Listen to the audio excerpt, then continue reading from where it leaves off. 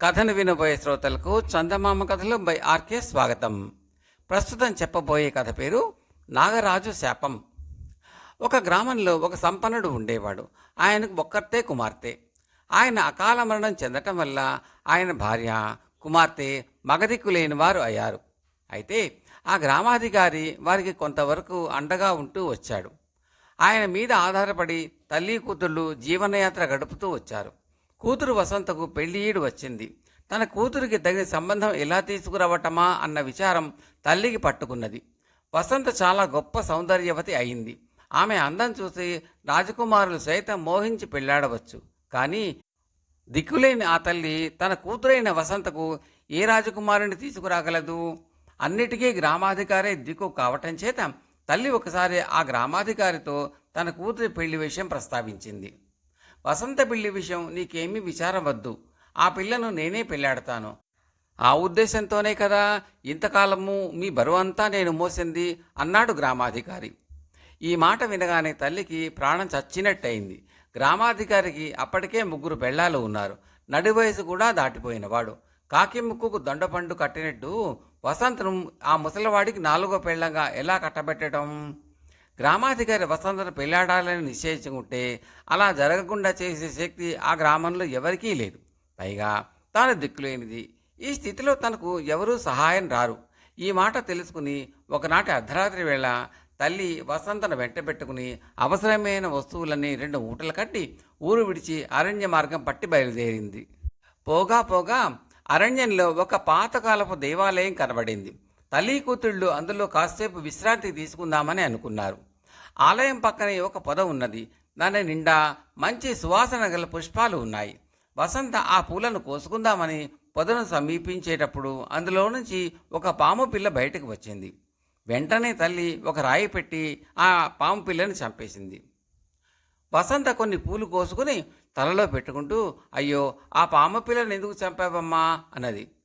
పిల్ల అయినా విషపు జంతువు కదమ్మా, అందుకే చంపానే అన్నది తల్లి. వసంత తన మూట ఎత్తుకుని గబగబా గుడిలోకి వెళ్ళిపోయింది. తల్లి తన మూట తీసుకుని వసంత వెనకగా నడుస్తూ గుడిలోకి ప్రవేశించింది.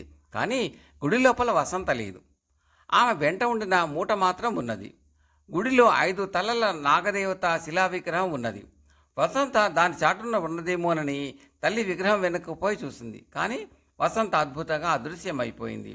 అమ్మాయి వసంత అని తల్లి 2-3 సార్లు కేకలు పెట్టింది. జవాబు లేదు.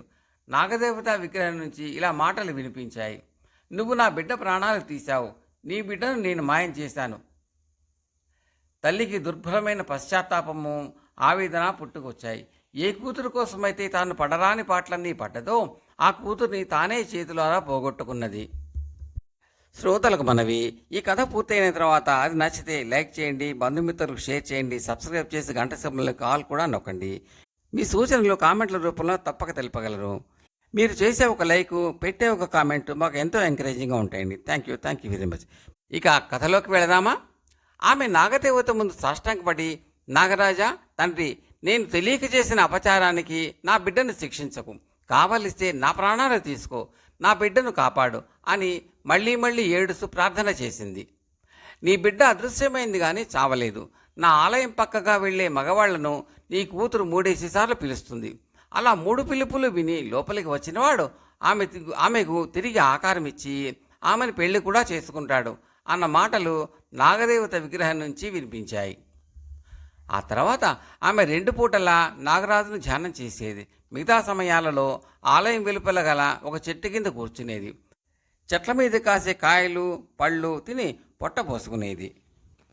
ఒకరోజు ఒక కట్టెలు కొట్టేవాడు అటుపక్కగా వచ్చాడు. ఆలయం లోపల నుంచి, అయ్యా ఒకసారి లోపలికి రా అని వసంత కంఠం వినిపించింది.